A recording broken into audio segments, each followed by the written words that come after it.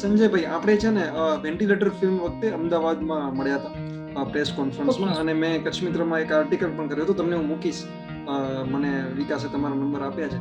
તો મેં એમાં તમે તમારી અભિનય જે કારકિર્દીની શરૂઆત થઈ એના પહેલાની તમે થોડી વાત કરી હતી, જે તમે એને સ્ટ્રગલ કહી શકો અથવા તો જે પણ એના વિશે થોડી સ્ટાર્ટિંગ વિશે થોડી વાત કરો. હા, બહુ વખત હું આ બોલી ચૂક્યો છું. જેમ કે તમે મને મળ્યા છો એટલે તમને ખબર છે કે મારા દેખાવમાં કે મારા કલરમાં કે એમાં કશો જ ભલીવાર નથી. એ તમે બધા જાણે છે. એમાં કઈ છુપાવવાની વાત નથી. ઘણીવાર લોકો સંકોચ કરતા હોય. હું જ મારી જાતને કહી દઉં છું કે હું ઠીંગણો છું, કાળીઓ છું. લોકો મને એવી રીતે બોલાવતા. ભણતર ચડ્યું જ નહીં મને ક્યારેય. અને એ બધા જ મારા લિમિટેશનને અવગણીને હું અહીંયા આગળ પહોંચ્યો છું, જેનું મને પોતાને પણ આશ્ચર્ય થાય છે. હું પોતે પહેલેથી જ પ્રોડ્યુસર તરીકે ખૂબ પાક્કો હતો. એટલે મારું અકાઉન્ટ્સનું મારું જે હોય ને બહુ પાક્કો હતો. ગણિતમાં બહુ પાક્કો હતો અને ગણતરીમાં મને બહુ તકલીફ નહોતી પડતી. એટલે હું જ્યારે નાટક લાઈનમાં આવ્યો નવો છે, એ વાતને આજે હવે 41-42 વર્ષ થઈ ગયા એ વાતને. તો હું જ્યારે આવ્યો ત્યારે મેં જોયું કે મારા કરતા ખૂબ સારા દેખાતા લોકો, ખૂબ સારો અવાજ ધરાવતા લોકો આ લાઈનમાં છે અને એ લોકો સ્ટ્રગલ કરી રહ્યા છે.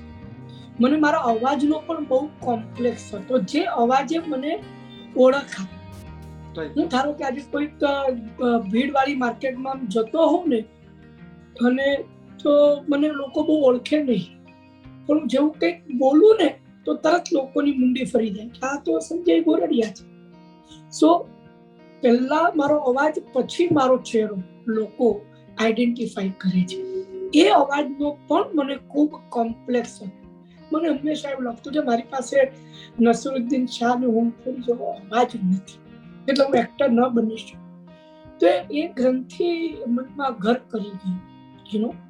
તો એટલે મેં કહ્યું, પણ મને છે ને તે નાટક લાઈન કે ફિલ્મ લાઈન મને ગમે બહુ. કારણ કે નાટક ફિલ્મમાં છે ને તે આપણે બહુ રેસિઝમ બહુ નથી. બહુ એ બધું નથી.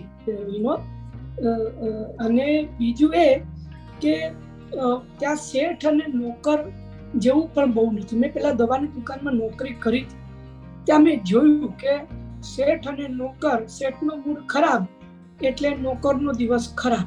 આ એના જેવું છે. નાટકમાં કે ફિલ્મની અંદર છે ને તો લોકો તમને બહુ પ્રેમથી બોલાવે, તમારા નામથી તમને બોલાવે.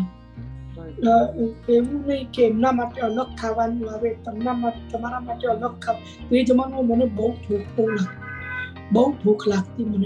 મને ખૂબ ખાવા જોઈએ અને પૈસા હોય નહીં આપણી પાસે. મને દવાની દુકાનમાં મને સવારે 10 વાગે આવી જવાનું, રાત્રે 8 વાગે છોડવાનું. તો માણસ ખાય ક્યાં?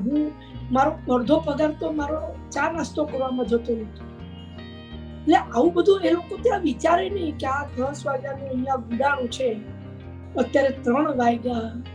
સવારે એના ઘરેથી 9 વાગે ખાઈને નીકળ્યો હશે અને પછી એ અહીંયા આવ્યો હશે, એને ભૂખ લાગી હશે. એવું કોઈ વિચારે નહીં અમારું દવાની દુકાનમાં કે બીજા બધા ધંધામાં.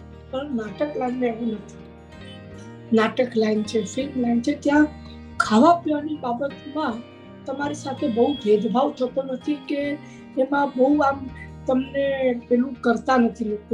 એટલે આ બધું મને બહુ ગમતું. મને આનું વાતાવરણ અને શોખ તો હતો જ. નાટક અને ફિલ્મ લાઈન તો બધાને જ ગમતી હોય છે, કોને ન ગમે આમ જોવા જઈએ તો. પણ આ બધું પણ કારણ હતું. એટલે મેં નક્કી કર્યું કે રહેવું તો આ લાઈનમાં છે, મારે હવે આ સિવાય કશું કરવું નથી. એટલે હું અહીંયા પ્રોડ્યુસર બની જાઉં. એ વખતે મને એક એવો ભ્રમ હતો કે રાઇટર અને ડિરેક્ટર છે ને તો ઉપરથી ભગવાન આમ જોડી નાખીને ફેંકતા છે કે જા લેખક, જા તું દિગ્દર્શક.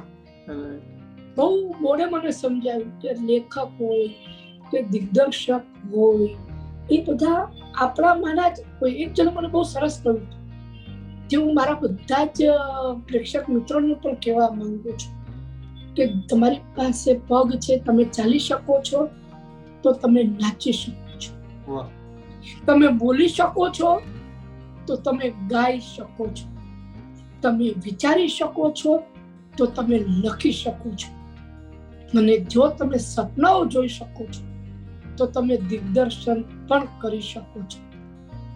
અને વાત રહી એક્ટિંગની, તો એક્ટિંગ હંમેશા અહીંયાથી થાય છે. તમે મને જોયું, તમે અલગ રીતે જુઓ. મારી પાછળ જે ચાંદો ઉગ્યો છે સફળ વ્યક્તિનો, એ ચાંદાને કોઈ કાઢી નાખો અને પછી જુઓ કે મારામાં એવું તે શું છે કે હું આટલો સફળ થયો છું. આ એક જ નિયમ, તું લેખક છે તો હું પણ લેખક છું. સારું ખરાબ પછી વિચારશું. પણ હું તો આ કરી જ ન શકું, આ મારાથી થાય જ કઈ રીતે? આ જે વસ્તુ છે ને, જે એક મારા મનમાં પણ એવી ઘર કરી ગઈ હતી. એટલે તમે નહીં માનો, but I started my serious acting career at the age of 45. Okay. 45મે વર્ષે મેં પહેલું મેઇન રોલનું નાટક, એની પહેલા એક નાટક મુખ્ય ભૂમિકામાં કર્યું હતું જે 5 શોમાં બંધ થઈ ગયું. ઓકે. પણ પછી 45મે વર્ષે મેં મારું પહેલું નાટક કર્યું, છગન મગન તારા છાપરે લગન. તે અવેલેબલ છે YouTube પર. અને ત્યાર પછી ચાલુ થયું. ત્યાં સુધી એઝ અ પ્રોડ્યુસર તરીકે તમે હું માત્ર પ્રોડ્યુસર તરીકે હતો. અચ્છા, તો એઝ અ ખૂબ સફળ પ્રોડ્યુસર હતો. જી, તો એ પ્રોડ્યુસર તરીકે પણ કેમ ઈચ્છા થઈ? એટલે તમે સ્કૂલમાં હતા ત્યારે નાટકો જોતા કે કોઈ બેકગ્રાઉન્ડ, કે તમે જ્યાં કામ કરતા દવાની દુકાને, તો એના પછી એટલે વિચાર કઈ રીતે આવ્યો કે નાટક લાઈનમાં અને એઝ અ પ્રોડ્યુસર કે અભિનેતા તરીકે કે લેખક દિગ્દર્શક નહીં પણ આ રીતે જોડાવું એમ? એટલે વિચારમાં એવું હતું કે મને નાનપણથી જ અમારા બિલ્ડિંગમાં કોઈ સાંસ્કૃતિક કાર્યક્રમ થાય તો એમાં હું ભાગ લેતો. ત્યારબાદ અમારા જ્ઞાતિના મેળાવડામાં પણ મેં 1-2 વાર ઇનામો જીત્યા છે અને મને લગાવ હતો. અને હું જે એરિયામાં રહેતો હતો, મુંબઈના ખેતવાડી એરિયામાં, એની આજુબાજુમાં પુષ્કળ થિયેટરો હતા અને હું ખૂબ ફિલ્મો જોતો. મને બહુ ગમતું. જે આજે દિલીપ કુમાર સાહેબ એમની લગભગ બધી જ ફિલ્મો મેં રીરનમાં જોઈ છે. હું ખેતવાડીમાં રહેતો હતો. મારા ખેતવાડીના ઘરથી હું જમવે જઈને ડાબે જઈને ગલીના નાકે ઉભો રહું ને તો ડાબી બાજુએ ઓલ્ફ્રેડ ટોકીઝ, એની આગળ જાઉં તો ન્યૂ રોશન, એની સામે જાઉં તો ગુલશન, હું રાઈટમાં જાઉં ને સીધો જાઉં તો તાજ ટોકીઝ, એની બાજુમાં નિશાતની સામે રોયલ, હું સીધો ન જાઉં ને લેફ્ટ જાઉં તો શાલીમારની સામે સુપરથી આગળ જાઉં તો નોવેલ્ટીથી રાઈટ જાઉં તો અપ્સરાની સામે મિનર્વા, હું નોવેલ્ટીથી રાઈટ ન જાઉં ને લેફ્ટ જાઉં તો સ્વસ્તિક, ઇમ્પિરિયલ જરાક આગળ જાઉં તો રોક્સી, એનાથી જરાક આગળ જાઉં તો ઓપેરા હાઉસ. આટલા થિયેટરો મારી આજુબાજુ હતા. એમાંના અમુક થિયેટરો ફર્સ્ટ રન વાળા હતા કે જેમાં નવી ફિલ્મો જ લાગી. એ ત્યાં આગળ જોવાના પૈસા મારા ખીચામાં હોય નહીં, એટલે હું રીરનમાં જોઉં છું. મેં દિલીપ કુમારની બધી ફિલ્મો, મહેબૂબ ખાનની મધર ઇન્ડિયા મેં ઓલ્ફ્રેડમાં જોઈ છે. દિલીપ કુમારની બધી ફિલ્મો, આન, મુગલે આઝમ, દેવદાસ, દાગ, રામોર શ્યામ, આ બધી ફિલ્મો મેં રીરનમાં જોઈ છે. એટલે મને ગમતું બહુ, મને મજા આવતી ફિલ્મોમાં. એટલે ફિલ્મોમાં જોઉં. પણ આપણને લઈ કોણ જાય? મારી 7 પેઢી સુધી કોઈએ કશું જ આ લાઈનમાં કર્યું નહોતું. એટલે આપણે જ જઈને ખાડો ખોદીને પાણી પીને પેટ ભરવાનું હતું. એટલે ફિલ્મ લાઈનની અંદર તો તમને મુશ્કેલ છે, પણ નાટકમાં તો હું જઈ શકું ને, કારણ કે નાટકમાં બહુ થોડુંક સરળ હતું મારા માટે કે નાટક જોવા જાઓ, પાછળ મળવા જાઓ કલાકારોને, કે તમારો દિગ્દર્શક કોણ છે, મારે તમારી સાથે કામ કરવું છે. તો એવી રીતે હું નાટક લાઈનમાં ઓકે યુ નો. પછી અને પછી પ્રોડ્યુસર બન્યો. હવે પ્રોડ્યુસર પણ જેવું બન્યો ને તો મારી આગળ તો પૈસા પણ નહોતા. પ્રોડ્યુસર બનવા માટે લાયકાત પણ નહોતી ને પૈસા પણ નહોતા. એટલે પ્રોડક્શન મેનેજર બનવાનું નક્કી કર્યું. ઓકે એમાં કામ મળ્યું નહીં એટલે બેકસ્ટેજ થી શરૂઆત કરી અને પછી હું પ્રોડક્શન મેનેજર બન્યો. ધીરે ધીરે નાટક લાઈનની બધી આર્ટિકલ બધી મેં સમજી જાણી અને મારા આવા અદ્ભુત મારા બોડી અને મારા ચહેરાને જોઈને કોઈ છોકરી મારા ફિલ્મમાં તો પડવાની નહોતી. એટલે ગર્લફ્રેન્ડ તો હતી જ નહીં. એટલે પછી કરવાનું શું, તમારે કરવું શું પછી? એટલે આખો દિવસ રવિવારે સાંજ પડે એટલે નાટકોમાં ઘૂસી જવાનું પાછળથી. બપોરનો શો હોય નાટક જોવાનું, પછી સાંજના શોમાં નાટક જોવાનું. પછી સોમથી શનિ કોઈ જગ્યાએ બિરલા માતોશ્રી પર નાટકવાળા બેસે તો આપણે પણ ત્યાં જઈને બેસી જવાનું, એ લોકોની વાતો સાંભળવાની. બુધવારે, શનિવારે, રવિવારે જ્યારે નાટકની જાહેર ખબર આવે તો છાપા ખોલી અને એની સામે કલાકો બેઠો રહેતો.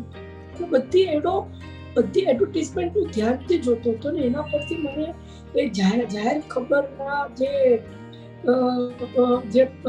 જાહેર ખબર બનાવવાની જે આર્ટિબ્યુટી જે છે, કઈ રીતે લેઆઉટ બને છે, પછી એમાં કલાકારો, દિગ્દર્શક, મ્યુઝિક ડિરેક્ટર, લાઇટ ડિઝાઇનર આ બધા કોણ છે એ બધા બ્રેકેટ મને ખબર પડે કે કોણ. એ વખતે મુંબઈની રંગભૂમિ આજે પણ એટલી સમૃદ્ધ હતી ત્યારે કે આટલા નાટકો ભજવાતા હતા. તો એ રીતે શીખતો ગયો અને નસીબ યારી આપતું ગયું. સો થતું ગયું. અને એવું કયું નાટક એઝ અ પ્રોડ્યુસર કે તમારી લાઈફમાં એવું બન્યું કે તમને એવું લાગ્યું કે હવે વાંધો નથી, એમ કે જેને આપણે બ્રેક પોઈન્ટ કહી શકાય? બે નાટકો હું કહીશ. એક તો દેરાણી જેઠાણી, જે અમદાવાદના જ ડિરેક્ટર છે હરીન ઠાકર, એમને લખેલું હતું ને ડિરેક્ટ કર્યું હતું. એ નાટક અમારું બહુ સારું હતું અને ત્યારબાદ બહાર રિટાયર થાય છે. દેરાણી જેઠાણી અમને બહુ પૈસા બહુ કમાવી નહીં હતા પણ સફળ નાટક ગયું અને પછી બહાર રિટાયર થાય છે. કે એ નાટક આવ્યું ને તો એ નાટક લગભગ એમ સમજો ને 2.5 વર્ષ ચાલ્યું. એ 2.5 વર્ષ દરમિયાન મેં મારું લોખંડવાલા કોમ્પ્લેક્સમાં ઘર લઈ લીધું, મેં લગ્ન કરી નાખ્યા અને મારે ત્યાં દીકરો પણ આવ્યો. આ બધું 2.5 વર્ષમાં થઈ ગયું. 2.5 વર્ષ પહેલા મને સમજાતું નથી કે મારું સમજાતું નતું કે મારું થશે શું. એક રૂપિયો ગજવામાં નહોતું. 2.5 વર્ષમાં બધું ફટ બધું ગોઠવાઈ ગયું. રાઈટ. આમ તો મને છેલ્લે પૂછવું હતું પણ હમણાં પૂછી લઉં કે જ્યારે એ તમને સમજાતું નહોતું કે શું કરવું કે શું થશે, અને તમે વાત કરી કે આપણા શરીરના કોમ્પ્લેક્સ હોય, આપણા આજુબાજુના વાતાવરણના કારણે, તો આવામાં સર ટકાવી રાખવા માટે શું કરવાનું? એટલે આ પ્રશ્ન હું હંમેશા છેલ્લે પૂછતો હોઉં છું ઇન્સ્પિરેશન માટે, કે દરેક તમારી તો જીવન જ ઇન્સ્પિરેશન છે. તમે આ વાત કરી એના ઉપરથી, પણ એવું કયું બળ હતું કે તમે આમ ટકી રહેતા હતા કે ના વાંધો નહીં આવે? એક જ વાક્ય, આ સમય પણ જશે. બસ. કોવિડમાં પણ હું રોજ મારી જાતને એક જ વસ્તુ કહું છું, આ સમય પણ જશે. કોવિડમાં પણ કેવું થતું હતું કે આપણે કામ કરીએ તો મને પણ વિચાર આવતો રેસ્ટોરન્ટ કરી નાખીએ, એક ફાસ્ટ ફૂડની દુકાન કરી નાખીએ, આપણે ડિજિટલ નાટકો બનાવવાનું ચાલુ કરી નાખીએ, આપણે આમ કરી નાખીએ. આ બધા વિચારો બહુ આવતા હતા. થોડું ઘણું મેં એના ઉપર વિચારો પણ કર્યા અને પ્લાનિંગ પણ કર્યા, પણ પછી મને સમજાયું કે નો, હોલ્ડ યોર ગ્રાઉન્ડ. એના પરની ગ્રીપ નહીં છો, તમારી જમીન નહીં છો. મધર ઇન્ડિયામાં બહુ સુંદર ગીત છે જે નરગિસ ગાય છે, ઓ જાને વાલો ના જાઓ છોડકર અપની ધરતી અપને ગાંવ. ત્યાં આગળ પૂર આવે છે અને ગામ આખું પાણી થઈ ગયું છે અને બધા ગામવાળાઓ જઈ રહ્યા છે. મધર ઇન્ડિયામાં તમે જોશો બધા ગામવાળાઓ જઈ રહ્યા છે ગામ છોડીને કે હવે અહીંયા કઈ નહીં ઉગે 2 વર્ષ સુધી. તો હું મારી જમીન છોડીને નહીં છે. એ બાઈ ટકી રહી અને એ ફિલ્મમાં એ પણ દેખાડ્યું છે. મહેબૂબ ખાનની કમાલ જુઓ તો એ સર્વાઈવ કેમ થઈ. તે પાણી ભરાયેલા છે ને એમાંથી ખાડો ખોદીને કંદમૂળ કાઢે છે અને એને ધોઈને એને બાફીને એના બાળકોને કંદમૂળ ખવડાવે છે. આ જે છે ને survival to the fittest right નો આ નિયમ છે સાહેબ. Right hold your ground. તમારી જમીન નહીં છો. જે રંગભૂમિએ મને આટલી પ્રેરણા આપી છે, મને આ રંગભૂમિએ હું વિચારું અને નાટક થઈ જાય. મને થાય કે યાર આ બારી ઉપર એક નાટક કરું તો થઈ જાય. એવું થયું છે સાહેબ મારા જીવનમાં. સો આટલો બધો જસ્ટ મને જેને આપ્યો હોય એ વસ્તુને હું છોડી કેમ દઉં? અચાનક મને કોઈ ફિલ્મ મળે ધારો કે, તો નાટક ને રામ રામ, હું ફિલ્મ કરવા જાઉં એવું નહીં. હું ફિલ્મો ત્યારે જ કરતો હતો કે મારા નાટકના શેડ્યુલમાંથી ટાઈમ હશે તો કરીશ. મેં વેન્ટિલેટર પણ જે કરીને તો મેં ઉમંગ વ્યાસ અને ભેટ મૂકું તો મને પ્લીઝ મારા નાટકના શોઝ તારે સુંદર બે બાયડી વાળો ચાલ. મેં કીધું ભાઈ તું મને છે ને ડેટો આપી રાખજે પહેલેથી, નહીં તો બહુ ગડબડ થશે. હું કૌસ્તુભ ત્રિવેદી મારો પાર્ટનર છે, કહી દઈશ કે આ દિવસે તું છે તે શો નહીં રાખતો, હું શૂટિંગ કરું છું. તો ડેટ આપી દીધી મેં, મારા પાર્ટનરને આપી દીધી. શો નહોતા, હું એકદમ ફ્રી હતો. અને પછી જેકી શ્રોફ એમાં રોલ કરતો હતો. मैंने कहूँ कि यार उमंग गड़बड़ हो गई यार, मैंने एक फिल्म मैंने कमिट कर दी थी, मैं भूल गया था. मैं बધી ડેટો હલી ગઈ. અને પછી સાહેબ જે ભાગાદોડીઓ થઈ છે, મારો બરોડામાં રાત્રે શો હોય, અહીંયા અમદાવાદમાં શૂટિંગ ચાલતું હોય, આઈ થિંક શેલ્બી હોસ્પિટલમાં શૂટિંગ ચાલતું હતું અમદાવાદમાં. મને પેલી ત્યાંથી હું દોડતો ગાડીમાં બેસું, ભગાવ ગાડી. ત્યાં અડધો કલાક ઓડિયન્સ રાહ જોઈને બેઠું રહ્યું અને હું ત્યાં પહોંચ્યો. આવી રીતે મેં શો કર્યા છે. તો હું શું કરું? મેં તો કહ્યું તું હું છોડી દઉં છું સ્કૂલ, તું બીજા કોઈને લઈ. કારણ કે જે મને ડેટ આપી હતી મેં બ્લોક કરી રાખી હતી અને મારી પણ ઈચ્છા છે કામ કરવાની. એવું નથી કે મારે ફિલ્મ કરવી નથી, પણ હું એના માટે નાટક બંધ કરી દઉં. અને મેં એક વખત રીમા લાગુને ફોન કર્યો કે એક નાટક માટે. तो रिमा जी आप करेंगे? पूरा नहीं समझी मैंने. तो क्यों, क्या करिए आजकल आप? पूरा समझे मैं कुछ नहीं कर रही हूँ, लेकिन मैं वेट कर रही हूँ. कोई सलमान की माकार हो, कोई आमिर की माकार हो, मुझे मिल जाए लास्ट मोमेंट, और फिर तुम्हारा नाटक होगा, तुम मुझे छोड़ोगे, मैं वो फिल्म कर नहीं पाऊंगी. I want to keep myself available for films. એમાં રીમાબેન ખોટા નહોતા જરાક પણ. રીમા લાવજી ખોટા નહોતા. દરેકની પોતપોતાની પ્રાયોરિટી છે. મારી પ્રાયોરિટી થિયેટર છે. વાત પૂરી. મેં લોકડાઉનમાં 2-3 ફિલ્મો કરી. તમને હું કહી દઉં, મારા પ્રેક્ષકોને ખાસ કહી દઉં, 3 ફિલ્મો મેં કરી છે. એક ફિલ્મ પ્રતિક ગાંધી સાથે કરી છે, વાલમ જાઉન. મારો સરસ રોલ છે એમાં, સરસ ફિલ્મ છે. અને બીજી ફિલ્મ મેં સિદ્ધાર્થ રાંદેરિયા સાથે કરી છે. સો સંજય ગોરડિયા અને સિદ્ધાર્થ રાંદેરિયા પહેલી વાર એ ફિલ્મમાં સાથે આવી રહ્યા છે. આવું બધું તમે કહી શકો છો. એ કોકોનટ ફિલ્મ્સની ફિલ્મ છે સિદ્ધાર્થ રાંદેરિયા સાથે. નામ હજી ફાઇનલ નથી. અને ત્રીજી મેં યશરાજ ફિલ્મ્સની મેં ફિલ્મ કરી છે મહારાજ. એ પણ બહુ હિન્દી ફિલ્મ છે ને બહુ સરસ ફિલ્મ છે. આ 3 ફિલ્મો સરસ છે. હવે લોકડાઉનમાં મને ફોન આવે કે સંજયભાઈ તમે અવેલેબલ છો? મેં કહું હું અવેલેબલ છું, મારે કઈ કામ જ નથી. બોલ ક્યાં આવું શૂટિંગ કરવા? તો એટલે આનો મતલબ એ છે કે જો ત્યારે મારી પાસે અનુકૂળ બન્યું તો મેં કરી દીધી ફિલ્મ. સો એવું નથી. અને ભાઈ તમે મને એમ કહો કે કાલે શૂટિંગ છે, કાલે શું કરો છો સંજયભાઈ? તો મને એમ થાય કે હું કેવી રીતે તમારું પ્લાનિંગ હોય, સ્ક્રિપ્ટ આપો તમે મને, હું પહેલા એની વાર્તા જોઉં, સ્ક્રિપ્ટ વાંચું, મારો રોલ કરું, તૈયારી કરું, પછી હું શૂટિંગ કરું. તો આપણે તો એવું બહુ થતું નથી. હા બોલો. તો અગાઉ એટલે ઘણા બધા તમે છે ને પ્રશ્નો પૂછ્યા હતા તમારા ફેન્સને, તો એમાં એક પ્રશ્ન બહુ મોટો એ હતો, એનો કદાચ જવાબ મળી ગયો છે કે શરૂઆતમાં તમે ઈશ્ક અને મનમાને દેખાયા છો, છેલ્લે છિછોરેમાં દેખાયા, પણ શરૂઆતમાં ઓછી હિન્દી ફિલ્મમાં દેખાવાનું કારણ આ જ છે? સ્ટાર્ટિંગ આ જ છે કારણ. શું થયું કે મને છે ને તે ક્યારેય પણ સ્ટ્રગલ કરવાની જરૂરત જ નહીં પડી. એક વખત હું નાટક લાઈનમાં સફળ થઈ ગયો ને પછી સફળ થતો જ ગયો. એટલે હું છે તે નાટકો કરતો રહ્યો. એટલે હું ક્યારેક પણ પ્રોડ્યુસરને ત્યાં ફોટાઓ લઈને ગયો જ નથી કે સાહેબ કામ આપો, હું કર્યું જ નથી. એટલે જોકે એ કઈ બહુ અભિમાનની વાત નથી. હું એટલા માટે કહું કે મારે ટાઈમ નહોતો, પણ બાકી તો એ જ સાચી રીત છે. પણ બીજી એક વસ્તુ શું હતી પાર્થભાઈ, કે મને એમ હતું કે મારા દેખાવને કારણે મને છે ને મોહન ચોટીને બિરબલ જેવા જ રોલ મળશે. મનમોજી, જુગનું, એ લોકો જે કરે છે એમના કામને હું જરાક પણ હું હલકું નથી ગણતો. એ લોકો બહુ સરસ એક્ટરો છે, બહુ સરસ કામ કર્યું છે.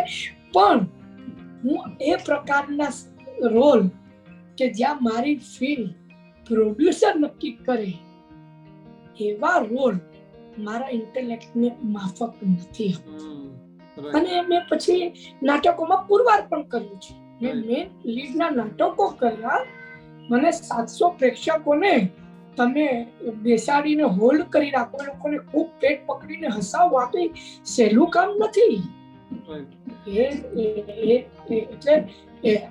I have made my point. મેં મારો સિક્કો વગાડી બતાવ્યો છે. તે છતાં પણ હું ગુજરાતી ફિલ્મમાં પણ કઈ મેઇન રોલની આશા નથી રાખતો, પણ એક પિવોટલ રોલની અપેક્ષા તો હું કરી શકું ને. તો એ હું કરું છું. એટલે મને કોઈ એમ કહે ને કે ક્લિનિકલ રોલ, બાપુજીનો રોલ મારે નથી કરવો.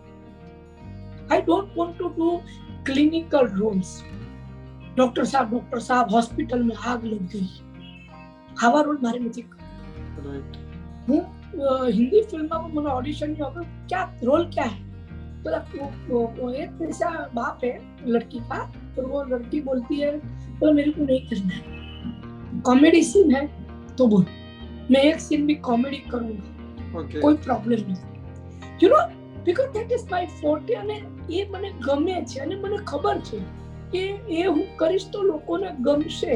રાઈટ. મને યાદ છે છિછોરે ફિલ્મમાં તમારી એન્ટ્રી થી જ બધાના ચહેરા ઉપર એક સ્માઈલ હતી છિછોરેમાં, સ્માઈલ, અને ફિલ્મ આખી સરસ હતી જી. અને સીન પણ કોમેડી.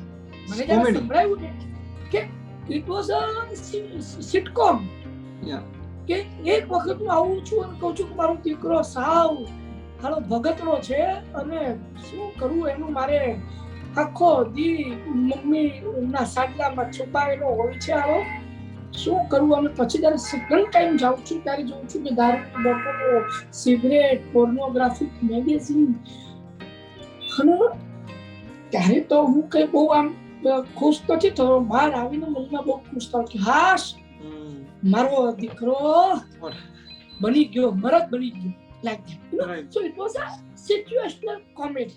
સંજયભાઈ, આજે આટલા બધા તમે જે નામ બોલ્યા અને તમે અઢળક એઝ અ અભિનેતા તરીકે હું વાત કરું છું, તો એમાં જે સહજ અભિનય છે તમારો, હું રિવ્યુ લખું છું એટલે બહુ મને એટલી બધી કોઈ નથી મારી, પણ એક જેને કહીએ ને કે ઘણું બધું ઇમ્પ્રોવાઇઝેશન હશે કદાચ, અને જે પેલું જે નેચરલ કહીએ ને કે તરત જ ગમી જાય છે લોકોને, અને એવું જ લાગે કે સંજયભાઈ આવા જ હશે. તો એનું શું કારણ છે? એટલે આની પહેલાની પ્રોસેસ વિશે થોડીક વાત કરો, કે કોઈ પણ નાટક તમે પસંદ કરો છો અને પછી એ તમે ભજવો છો. નહીં, એવું છે કે એક તો પહેલા તો મારા નાટકોમાં જે મારો અભિનય જે છે એમાંનો અમુક હિસ્સો મારો પોતાનો છે. હું મારી અંગત લાઈફમાં પણ એવો જ છું. એક તો પહેલી વાત, મારી અંગત લાઈફમાં તમે મારી જ્યારે બોલવાની અત્યારે ઢપછપ તમે જુઓ તો એ તમને મારા નાટકોમાં યાદ આવે. આ પહેલી વાત. બીજી વસ્તુ એ છે કે મારું જે શ્રેષ્ઠ હ્યુમર જે છે એ બોર્ડમ માંથી આવેલું હ્યુમર છે.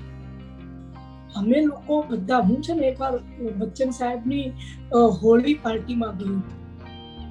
સાહેબ બચ્ચન સાહેબ એ ઉંમરે પણ જે નાચ્યા છે, ત્યાં આગળ લાઈવ બેન્ડ ઢોલી હતું, એ ઢોલી ઉપર એ જે નાચ્યા છે બચ્ચન સાહેબ, આ જે મસ્તી છે ને, શું છે કે આપણે ત્યાં છે ને કે શરમાવ હવે નથી સારા લાગતા, હવે 4 દીકરાના બાપ થઈ ગયા. અરે તો શું, 4 દીકરાનો બાપ થઈ ગયો તો શું, મારામાં કોઈ મસ્તી ના હોય, મને કોઈ છોકરી ગમે જ નહીં, મને કોઈ ખાવાનું ભાવે જ નહીં. ઘણા લોકો છે ને કારણ વગર ધીર ગંભીર થઈ જતા હોય, આમ મોઢું ચડાવ્યું આમ બેઠા હોય, પણ શું કામ? માણસ ગાંધીજી જે જ્યાં સુધી જીવ્યા ત્યાં સુધી સેન્સ ઓફ હ્યુમર એમને છોડ્યું નહોતું. ગાંધીજી શું કામ? તમારામાં મસ્તી હોવી જોઈએ. એટલે મારામાં મસ્તી બહુ છે, અને મારા બધા કલાકારો અમે નાટકના પહેલા અમે લોકો એટલી ધમાલ કરતા હોઈએ છીએ, એક કલાક પહેલા આવીએ, હસી મજાક ચાલતી હોય, અને પણ થાય શું કે રોજ તમે નાટકનો શો કરો તો એકનું એક બોલવાનું હોય, પ્રેક્ષકો બદલાય છે, તો તમે તો એકના એક છો, તો રોજ એકનો ડાયલોગ હોય તો કંટાળતા જાવ. પછી તમને મસ્તી સૂઝે, અને પછી ઇમ્પ્રોવાઇઝેશન ને આ ને એ બધું સૂઝે. એટલે નાટક આખું જે સારું જ હોય, લેખકે સરસ લખ્યું, પણ પછી એમાં ઇમ્પ્રોવાઇઝેશન ને એ બધું કરતા કારણ કે મને બધું બહુ સૂઝે મને. અને એવું નહીં કે પહેલેથી વિચારી રાખ્યો કે હું આવું આજે બોલીશ, એવું નહીં, ત્યારે સૂઝે ત્યારે બોલ્યો. અને ઘણી વાર સામેના મારા કલાકારો હસી પડે, ખૂબ હસી પડે, નાટક અટકી જાય કે તમે આ સંજયભાઈ પોતો ખરાબ, હમણાં જ મને સૂઝ્યું ભાઈ, એટલે હું બોલ્યું. અને બીજું એ કે પ્રેક્ષકો, હું જે ઇમ્પ્રોવાઇઝેશન કરું એ જો એમાં લાફ્ટર ઓડિયન્સમાંથી ન આવે ને તો બીજા વિશે ના બોલું. અને ઘણી વાર એવું બન્યું છે કે હું બોલ્યો, મને સોપો પડી ગયો, સ્ટેજ પરથી બોલું પણ ખરા કે સોપો પડી ગયો. એવો કોઈ કિસ્સો થયો છે નાટક દરમિયાન કે આમ તમને અત્યારે યાદ આવે, તમે યાદ કરો તો કે બહુ આમ કઈ વિચિત્ર થયું હોય, પોઝિટિવ કે નેગેટિવ, કોઈ પણ રીતે કે સાલો લોચો થઈ ગયો, બહુ મોટો થઈ ગયો, એમ એવું કશું આવડી લાંબી કરિયરમાં થયા જશે? એવા તો બહુ બધા થયા. આવું તો ખૂબ આમ તમને અચાનક પૂછો તો યાદ ના, પણ ઘણી વાર અમારે શું હતું કે એક સીન હતો અને ક્લાઇમેક્સ આવે એટલે એ તો છેલ્લે આવે, અમે લોકો એ સીન સિરિયસલી ચાલતો હતો, અને પહેલી રોમાં એક ભાઈ હતા, એમણે કંઈક જોરથી ઓળકાર ખાધો અને એટલો અવાજ જોરથી કર્યો, ઓડિયન્સમાં તો કઈ રિએક્શન આવ્યું નહીં, પણ અમે બધા હલી ગયા. હવે મારો ડાયલોગ હતો, મારે આમ બેસવાનું, એટલે હું આમ બેસી અને હસ્ય, પણ બાકી કલાકારનો ડાયલોગ હોય એ શું કરે, એ કેવી રીતે ડાયલોગ બોલે? નોર્મલી આપણે બે વાત કરતા હોય તો અચાનક હું આમ હોય આવું કઈ થોડું કરું, યુ નો. તો આ તો પેલા ભાઈ હતા, પોતાની મસ્તીમાં હતા, એમણે કર્યું, એમાં શું? અરે એવું ના હોય કે યુ નો. સો એક વખત તો પપ્પુ પાસ થઈ ગયો, એમાં બાળકની જ વાત આવે છે કે મને, હું બાપ નથી બની શકવાનો, અને એને કારણે મારી સાસુ મને મેળાટવા મારે. તો એક વાર તો એક બાળક બાકુડિયા ફરતું સ્ટેજ પર આવી ગયું. મેં જોયું, મેં એને ઉચકી દીધું. જો લોકો ક્યાંથી મદદો મોકલે છે. પછી તો એની માં દોડતી આવી, થયું બધું. પણ એટલે આવું તો બધું બહુ થાય. એટલે એ તો અમે અમારા બધા અમારા ઇન્ટરનલ બધા જીવો. અને મસ્તી, હું મારા બધા પ્રેક્ષકો મસ્તી ચાલુ રાખો સાહેબ. જીવનમાં ખાવા પીવાનું, ખુશ રહેવાનું, સેન્સ ઓફ હ્યુમર જાળવી રાખો, કારણ વગર ધીર ગંભીર ન થઈ જાય.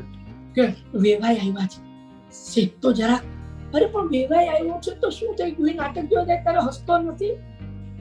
હવે હું એની સામે હું વેવાય છું, મારો એમ કરીને આમ છે, આમ જૂઠું લોકો સહજતાથી બોલી જાય છે, પણ હસવું જે છે ને એ સહજતાથી કરી શકતા નથી.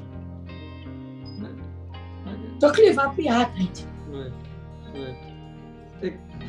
તમે વાત કરી એ પ્રમાણે, તમે નાટકોમાં તમે જ એના કંઈક તમે જ છો, 30-40% તમે વાત કરી એ પ્રમાણે. પણ એવા સંજય ગરુડિયા આમ અંગત જીવનમાં આમ એવી કઈ વસ્તુ છે જે કદાચ દર્શકોને, પ્રેક્ષકોને નહીં ખ્યાલ હોય? આમ તો હું જેવો સ્ટેજ ઉપર છું એવો જ મારી અંગત લાઈફમાં છું. ખાવાનો મને બહુ શોખ છે ને, હું તો ગુજરાતી મીડિયમમાં ખાવા ઉપર હું લખી પણ રહ્યો છું. મારી એક બાયોગ્રાફી પણ હું લખી રહ્યો છું જે ગુજરાતી મીડિયમમાં આવે છે. દર સોમવારે મારો બાયોગ્રાફિકલ આર્ટિકલ આવે. છેલ્લા લગભગ 4 વર્ષથી એક ચાલુ છે અને હજી આગળ કેટલું ચાલશે ખબર નહીં. એ બાયોગ્રાફી હું આત્મકથા લખી રહ્યો છું અને મારું ખાવાનું હું શોખીન છું અને સ્વાદિષ્ટ ખાવાનું. એટલે આપણે ઘણી વાર શું, મને ફિલ્મો જોવાનો બહુ શોખ. તો તમે કોઈ પણ ફિલ્મ દેખાડી તો એમ ન હોય, એ સારી બ્રેકેટમાં લખેલી જ હોય કે સારી ફિલ્મો જોવાનો શોખ હોય ને. મને ખરાબ ફિલ્મો જોવાનો બહુ શોખ. હું કોઈ કે પણ ઘણા તો એવું માનતા હોય યુ નો. તો ફિલ્મો જોવાનો મને બહુ શોખ છે, ખાવા પીવાનો મને બહુ શોખ છે. કપડાં પહેરવાનો મને બહુ શોખ નથી કે જેમ કહીને આ ટી શર્ટ મારું છે ને, આ 400 રૂપિયામાં મેં લીધું, 2 વર્ષથી પહેરું છું, મને બહુ ગમે.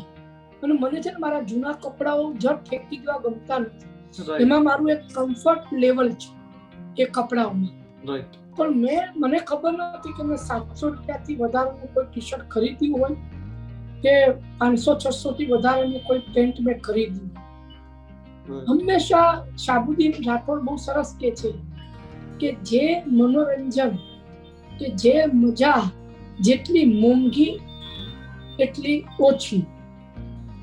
સસ્તી મજા જે છે ને, કે એક માણસ ને પૂછ્યું કે ભાઈ તમે સૌથી વધારે જીવનમાં મજા ક્યારે આવી?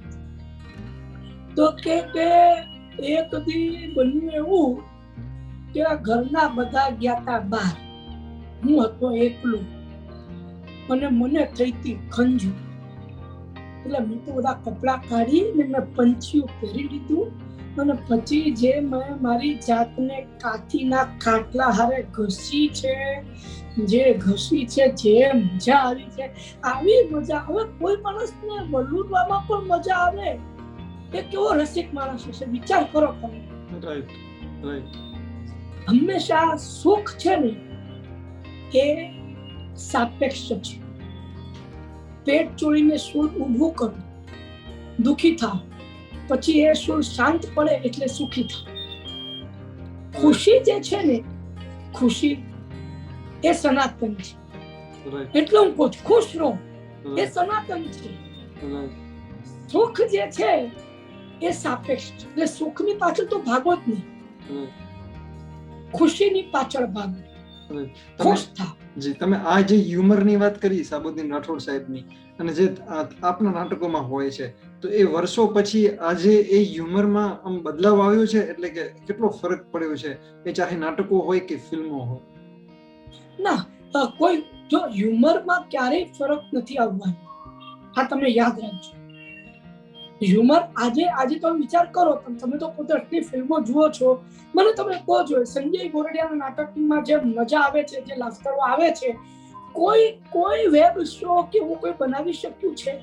મને કહો, ચાલો કોઈ વેબ શો દેખાડો કે જે હવે તમને કોઈ હેરાફેરી કે પડોસન કે ये प्यार किए जा, એમ નહીં કે જે એનો દર વર્ષે રેગ્યુલરલી બી 2 ફિલ્મો બનતી, એવું બનતું નથી. તમે જુઓ આપણે ત્યાં ક્યાં બની છે. જી, હું એટલે જ પૂછું છું કે એનું પેલું કા સ્તર નીચું થઈ ગયું છે. મને શાહબુદ્દીન રાઠોડ સ્તર ક્યારે નીચું જાય? જ્યારે હોય તો નીચું જાય ને સ્તર. મને કહો તમે, આજકાલના બધા ડિરેક્ટરોને કોમેડીથી શું એલર્જી છે ખબર નથી પડતી. તમે જુઓ વેબ શો, તમે જુઓ તો તમે મિર્ઝાપુર પણ મેં જોયું ને, ઘણા બધા ક્રાઇમ શો પણ જોયું, પણ એવું આમ જેને કહેવાય ને કે જે એક જમાનામાં થતું હતું, મહેમૂદ સાહેબ હતા કે જોની વોકર આવે એટલે લોકોને ગુરુદત્ત થી તો મહાન ફિલ્મ મેકર આપણે ત્યાં થયો નથી. એ પણ ગુરુદત્તનો કેટલો સરસ ઉપયોગ કરતા હતા. તમે જુઓ એવો ઉપયોગ પણ કોઈ નથી કરતું. રાજકુમાર હિરાની કરે છે.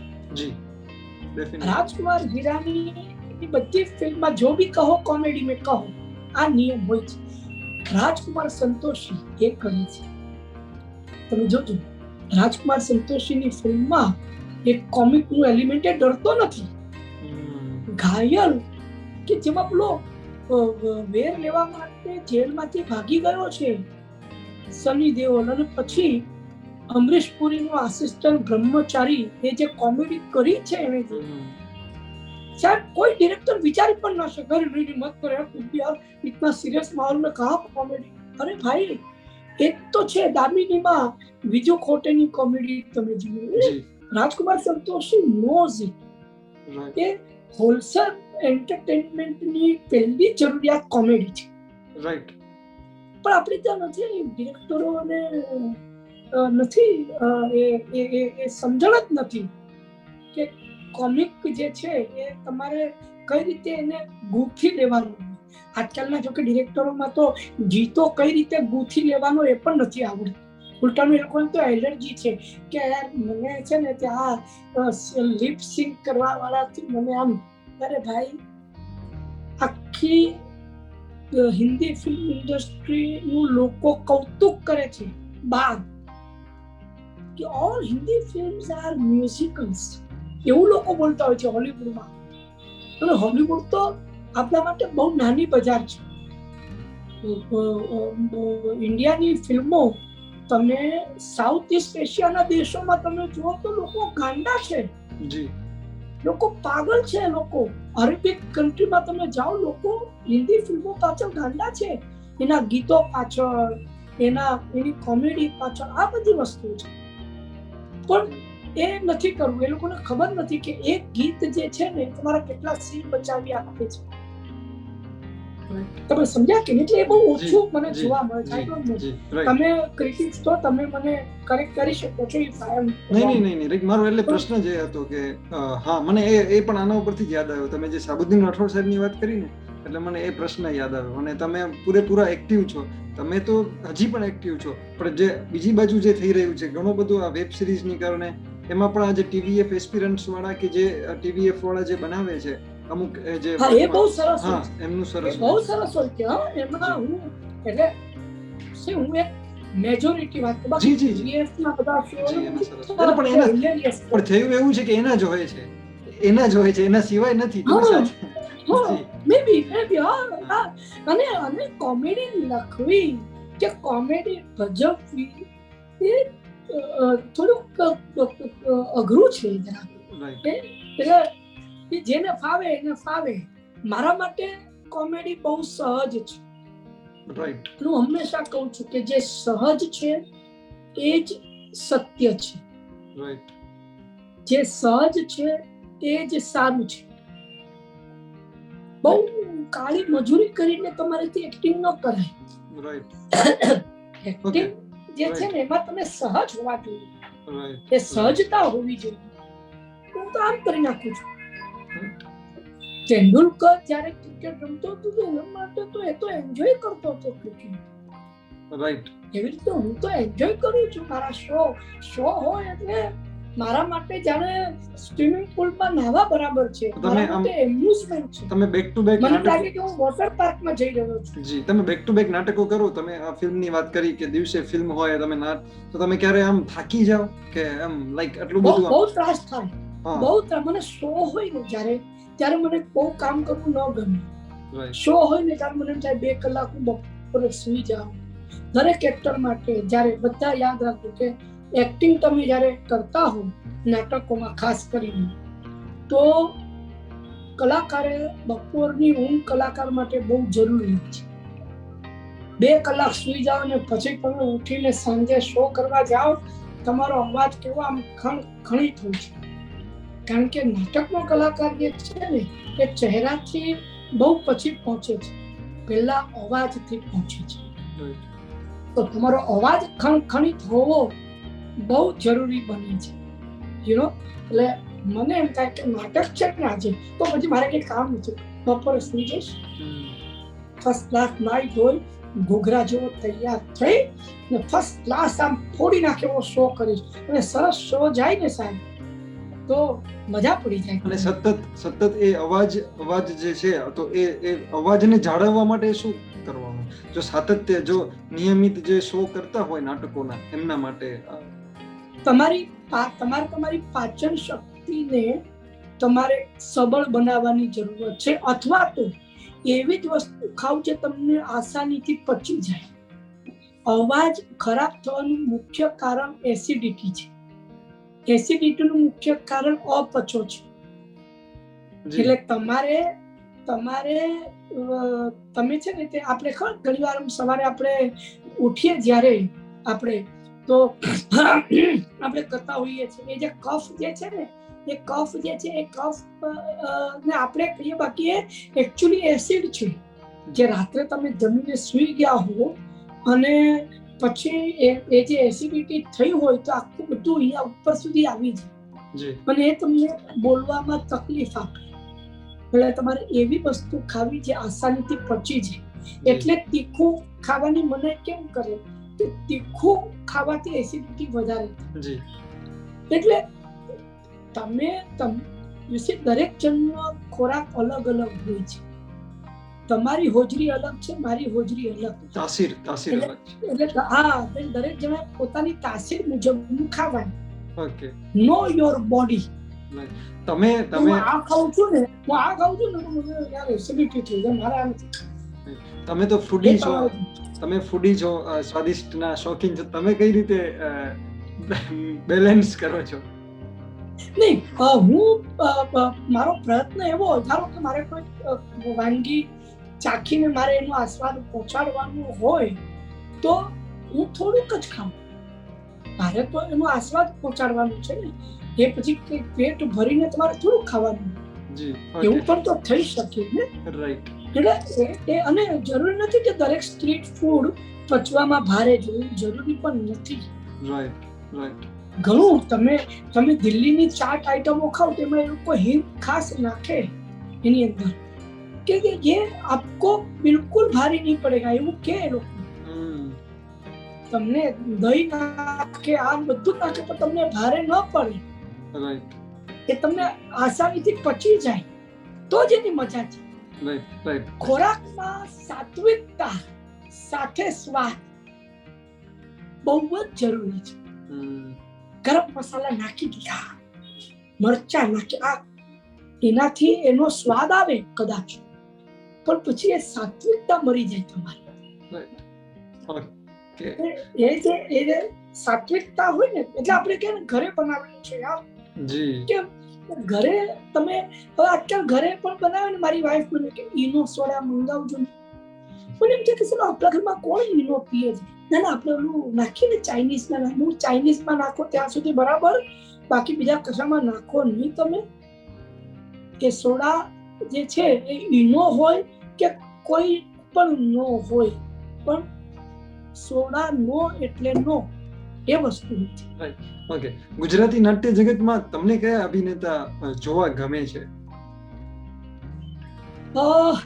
મને Siddharth Randeria, my all time favourite. Jayesh Barbhaya કરીને એક કલાકાર છે, બહુ સારો એક્ટર છે, એ મને ગમે. જીમી ત્રિવેદી મને ગમે છે. મને શરદ સ્માર્ટ બહુ ગમતા હતા. અશોક ઠક્કર મને બહુ ગમતા હતા. અદ્ભુત એક્ટર. ઘણા બધા ગુજરાતી રંગભૂમિ ઉપર કલાકાર છે. મારો મનપસંદ કલાકાર વિમલ પટેલ, એ તો હવે કેનેડા સ્થાયી થઈ ગયું.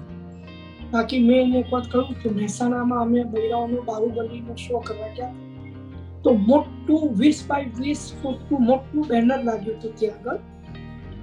બાહુબલીમાં મારો મોટો ફોટો હતો અને હાઉસફુલનું પાટિયું હતું. ત્યારે મેં વિમલને કહ્યું કે 3 વર્ષ પછી તું યાદ રાખજે કે આ મારો ફોટો છે ને એની જગ્યાએ તારો ફોટો હશે. એટલો સારો એક્ટર, મને બહુ ગમતો. તો જતો રહ્યો. ભાસ્કર ભોજક બહુ સરસ એક્ટર છે. વિનાયક કેતકર બહુ સરસ એક્ટર છે. દીપાલી ગુતા અમારા ગ્રુપમાં છે, અદ્ભુત એક્ટ્રેસ દીપા. આ બધા તો મારા નાટકો, બધા જે ખૂબ નાટકો કર્યા છે અને એ બધા અમારા ગ્રુપના એસેટ છે. આ બધી નિલેશ પંડ્યા બહુ સરસ એક્ટર છે. આ બધા લોકોને જોવા ગમે. ટીકુ તલસાણિયા મને જોવા ગમે.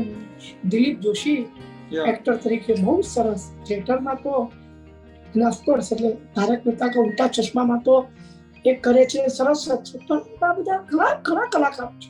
ઓકે. અને ઓલ ટાઈમ તમે જેમને એડમાયર કરતા હોય અભિનેતા હિન્દીમાં કે ઓલ ટાઈમ? ઘણા છે. શું કહું? અને દિલીપ કુમાર, જેમ કે દિલીપ કુમારની રામો શ્યામ આવે તો હું બેસી જાઉં છું, આમાં બધું ભૂલી જાઉં. રાઈટ. આજે પણ ઓકે તમે એનું કોહિનૂર જુઓ, મુગલે આઝમ, આજે પણ મુગલે આઝમ હું જોઉં છું ને તો 15 મિનિટનો ટાઈમ છે તો થોડા એક સીન જોઈએ રાઈટ એમ કરીને હું જોતો હોઉં છું. દિલીપ કુમાર, અમિતાભ બચ્ચન, બચ્ચન સાહેબ, પીકુ જ્યારે પણ મારા ઘરે ક્યાંક કોઈ કેબલ પર આવતું હોય તો હું બેસી જાઉં. રાઈટ ચાલો 2-4 સીન તો જોઈ લેવાશે. રાઈટ શું એક્ટર છે માણસ યાર. ઓકે. અને આપણી આ જે ચેનલ છે ને એ વેબસાઇટ અને ચેનલ એનું નામ સિનેમા સાહિત્ય છે. તો હું એ પૂછતો હોઉં છું કે તમારું સાહિત્ય સાથે, મને ખ્યાલ છે તમે વાંચો છો અને તમે મને કહ્યું હતું તમે પુષ્કળ એટલે વાંચવું જરૂરી છે, તો થોડુંક તમારા જો અત્યારના કોઈ એટલે મનગમતા પુસ્તકો અથવા તમારું વાંચનની હેબિટ વિશે વાત કરો.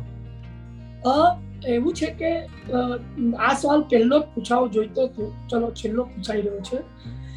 એવું છે કે ભાઈ જે માણસને ભણતર ન ચડ્યું હોય કે જે દેખાવમાં ખૂબ જ ઇન્ફિરિયર લુકિંગ વાળો માણસ હોય તો પછી કઈ રીતે પછી બધું કર્યું, કઈ રીતે? કારણ કે જે પણ તમે કરો છો ને એ તમારું ઇન્ટેલિજન્સ દેખાડે છે, ઇન્ટેલેક્ટ દેખાડે છે કે તમે કેટલા વિચક્ષણ બુદ્ધિમત્તા ધરાવો છો. એ વિચક્ષણ બુદ્ધિમત્તા કઈ રીતે આવી? તો આ બધા પુસ્તકો વાંચવાથી. એટલે વાંચન જે છે ને એ બહુ જ જરૂરી છે કોઈ પણ પ્રકારનું. એમાં તમે જો ગુજરાતી રંગમંચ પર કામ કરતા હો તો ગુજરાતી ખૂબ વાંચવું જોઈએ. એને કારણે તમને ઘણીવાર તમને શબ્દ ભંડોળ તમારું વધતું જ જાય અને પછી તમારે એનો પ્રયોગ સરસ રીતે તમે કરી શકો. તમે વાંચન કર્યું હશે તો તમારે અલંકારો વાપરવામાં ઈઝી પડે, કારણ કે વાંચન કર્યું છે એ તમે કરી શકો. નહીં તો તમે નહીં કરી. રિધમ જે છે ને એ વાંચનને કારણે, કારણ કે લેખક જ્યારે લખે છે ને ત્યારે કંઈક વિચારીને લખતો હોય છે, એટલે એ જે રિધમ હોય એક રિધમ સાથે લખતો હોય છે લેખક. તો વાંચન તો ચાલો, હમણાં જ મેં કબીર બેદીની, હું હવે આજકાલ પુસ્તકો મારી પાસે બહુ થઈ ગયા છે ને રાખવાની જગ્યા નથી, હું બધાને રિક્વેસ્ટ કરું છું કે ભાઈ મને પુસ્તક ન આપો, મને ફક્ત નામ કહો, હું મારી રીતે મેળવી લઈશ. તો હું ટિન્ડર ઉપર વાંચું છું. તો મેં હમણાં કબીર બેદીની આત્મકથા સ્ટોરીઝ આઈ મસ્ટ ટેલ એ મેં પૂરી કરી. હમણાં આરટી બર્મનનું પુસ્તક વાંચી રહ્યો છું અત્યારે. પછી હું ડોંગરી ટુ દુબઈ હું વાંચવાનો છું. એ પણ મેં કિન્ડરમાં લઈ લીધી છે, ખરીદી લીધી છે. તો એ હું વાંચે ઘણા બધા પુસ્તકો એક પછી એક લાઈનમાં છે. અને જોકે આઈ એમ નોટ એ વોરેશિયસ રીડર, જેનું મને બહુ દુઃખ છે, કારણ કે સામાન્ય માણસ છું. મારે આમ 50 પાના વાંચું ને પછી મને ઊંઘ આવવાના એવું થાય, બધા ભારે થઈ જાય. અને મેં મારા એક ફેસબુકના એક પોસ્ટમાં લખ્યું હતું કે તમને કોઈ પુસ્તક વાંચવાનો કંટાળો આવે તો પુસ્તક બદલો, નિર્ધાર નહીં. વાહ, રાઈટ. ઘણી વાર એવું બને આપણે ઓલું વાંચ્યું, ઓશો વાંચ્યું, અલા માંદા સાથે ફૂંકો જાય, મરે નહીં ને માંદો થાય, મુકામ પર તું વાંચે. એ તારી સમજણ બહારનું છે. જો તને મજા આવતી હોય તો તું વાંચ. મને પોતાને અંગત રીતે બાયોગ્રાફિકલ નોવેલ્સ વાંચવાની બહુ ગમે છે, પણ ઘણાને ફિક્શન ગમતું તો ફિક્શન વાંચો. શબ્દ બ્રહ્મ આંખે અને કાને પડવો જરૂરી છે. અને દ્રશ્ય અને શ્રાવ્ય એ બંનેનું એક જ કેટેગરીમાં મૂકું છું. એક ફિલ્મ તમે જુઓ તો તમે પુસ્તક વાંચ્યું એવું ગણજો. ફિલ્મ જુઓ અને તમારો ટેસ્ટ વધારતા જાઓ જરાક. અને સારા પુસ્તકો વાંચશો તો તમારી બુદ્ધિમત્તા ખીલશે. અને એ જે પ્રોસેસ છે ને એ દેખાય નહીં, ક્યાંક મનમાં થતું હોય ક્યાંક ને ક્યાંક, અને પછી એ તમારી પર્સનાલિટીમાં દેખાવા લાગશે. પણ તમે એમ કહો કે આ ગોળી લીધી અને મને પેટ સાફ આવી ગયું, એવું નહીં થાય. એ તો એમાં ટાઈમ લાગે, વર્ષો લાગે. અને આપણે ત્યાં બધાને ચમકી જવું છે. એ જે ચમકી જવા વાળી વાત છે ને, આવું ખુદ જ થતું નથી. ક્યારેક કોઈ થાય કે હું આત્મા ગયો અને મને કોઈ પેલા જોઈ લીધો અને મને હીરો બનાવી નાખ્યો અને હું સુપરસ્ટાર થઈ ગયો. એવું કશું થતું નથી રિયલ લાઈફમાં. કોઈ એકાદું જણ થયું હોય તો એટલે તમારી સાથે એક લંગડાને તમે 7મા માળેથી નીચે ફેંકો અને એ ચાલતો થઈ જાય એટલે બધાએ કૂદકો મારવાની જરૂરત ન હોય. પણ કહેવાનો મતલબ એ છે કે ઇટ્સ એ પ્રોસેસ, અને પ્રોસેસ છે એટલે ત્યાં એન્જોયમેન્ટ આવે છે કે પ્રોસેસને તમે એન્જોય કરો. પૈસા, પ્રસિદ્ધિ, સફળતા આ બધું બાય પ્રોડક્ટ છે. રાઈટ. તમારું એન્જોયમેન્ટ જે છે ને એ મુખ્ય વાત છે. Okay, thank you so much સંજયભાઈ. બહુ જ મજા આવી મને વાત કરવાની. Thank you so much. Thank you.